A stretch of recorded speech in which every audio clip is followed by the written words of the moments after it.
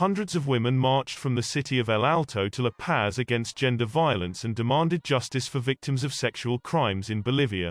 From November 29, 2020, that I was raped. To date, I have not found justice. It will be 2 years, said Karen Mendoza, a 29-year-old social communicator. They kill us. They kill us as if we were animals. Every day more women die and we are naturalizing this, said Birseba Sarzuri, 27, a university student and sister of a victim of sexual violence, through tears.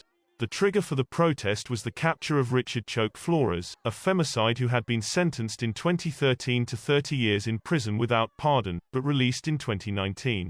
Last week, 2 bodies of missing teenagers were found buried in their home. The demonstrators gathered next to the delinquent's house, in El Alto, and marched from there to the gates of the Court of Justice of La Paz, about 6 kilometers away.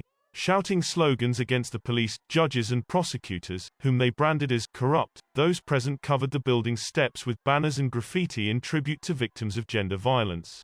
They also hung a rag doll with red spots on the court's railings in reference to the victims and threw paint balloons at the facade. In the midst of intense rain, relatives of murdered women, including the victims of Choke, continued to march to the Ministry of Justice, but a police checkpoint prevented him from approaching.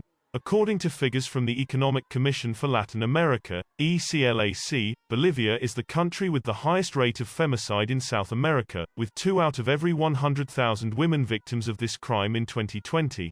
It is followed by Brazil, with 1.6.